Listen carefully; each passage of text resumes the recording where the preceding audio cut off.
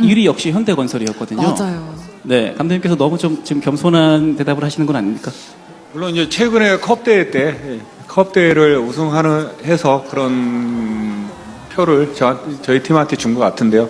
역시 기분은 좋은 것 같습니다. 작년에는 조금 이렇게 밀려서 그런 인정을 못 받았는데 아무튼 뭐 거기 선수들도 열심히 준비하고 또 잘할 거라고 지난 시즌 그 경험 통해서 올 시즌도 잘할 거라고 생각돼서요. 좀 저 역시 기대하고 있습니다. 예. Federasi Bola Voli Korea Selatan, KOVO, memiliki alasan khusus mengapa sistem kontrak tanpa batas akan diberlakukan kepada pemain asing Asia lebih dahulu dibandingkan dengan non-Asia. Strategi KOVO dalam menetapkan peraturan untuk merekrut pemain asing, baik dari Asia maupun non-Asia, membuat tim-tim dalam Liga Voli Korea merasa tidak nyaman.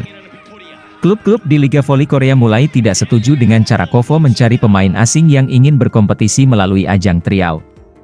Hanya atlet yang lulus tryout dan terpilih oleh klub yang dapat melanjutkan karir di Liga Voli Korea. Malangnya, pada musim 2024-2025, sebagian besar tim Liga Voli Korea menghadapi tantangan. Ini disebabkan oleh banyaknya pemain yang mendaftar untuk draft KOVO tidak memenuhi kriteria yang diinginkan oleh pelatih. Bahkan, ada kasus di mana seorang pemain asing Asia hanya dipertahankan selama 2 pertandingan pembuka. Setelah itu kontraknya diputus karena dianggap tidak memiliki keterampilan yang memadai. Selain itu, perekrutan pemain asing non-Asia juga mengalami masalah. Kebanyakan tim kesulitan menemukan pengganti ketika pemain asing non-Asia mereka mengalami cedera. Pengganti juga harus dipilih dari daftar pemain yang terdaftar di draft KOVO pada awal musim, padahal kebutuhan permainan tidak sesuai dengan harapan pelatih. Untuk alasan tersebut, klub-klub di Liga Voli Korea mendesak KOVO untuk merombak proses transfer pemain asing. KOVO setuju dengan usulan untuk mengganti sistem tryout menjadi sistem kontrak bebas. Artinya, klub-klub Liga Voli Korea bisa mencari pemain asing secara mandiri tanpa harus melalui draft KOVO. Di sisi lain, kebijakan ini memberikan keuntungan karena pemain asing dapat dikontrak selama tim ingin menggunakan jasa mereka. Namun, menurut laporan Naver, sistem ini hanya akan diterapkan pada pemain asing Asia.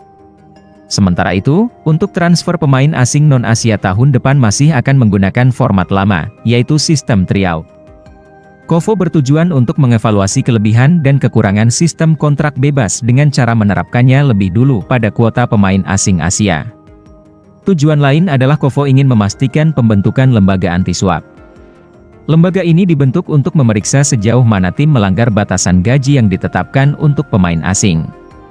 Masalahnya, gaji untuk pemain asing non-Asia cenderung lebih tinggi. Contohnya, di Liga Voli Jepang yang menggunakan sistem kontrak bebas, pemain asing bisa mendapatkan hingga 13 miliar rupiah per musim. Di sisi lain, KOVO telah menetapkan aturan mengenai batas maksimum gaji untuk pemain asing, baik yang berasal dari Asia maupun non-Asia. Apabila mengandalkan kekuatan finansial, maka akan timbul ketidakseimbangan dalam komposisi pemain asing non-Asia di klub-klub Liga Voli Korea. Lebih jauh, gaji pemain asing Asia masih dalam rentang yang wajar di Liga Voli Korea, sehingga kontrol dan pengawasan menjadi lebih mudah. Pada musim ini, pemain seperti Megawati Hangestri menerima gaji sekitar 2,4 miliar rupiah. Sementara itu, pemain asing Asia yang baru memulai debutnya di negeri ginseng, mendapat bayaran 1,5 miliar rupiah.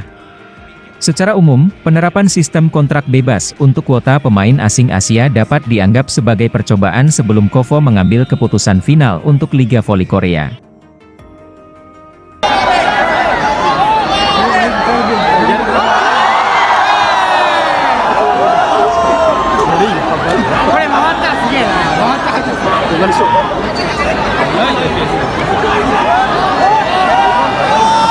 오, すげえ、ちょっとすげえ。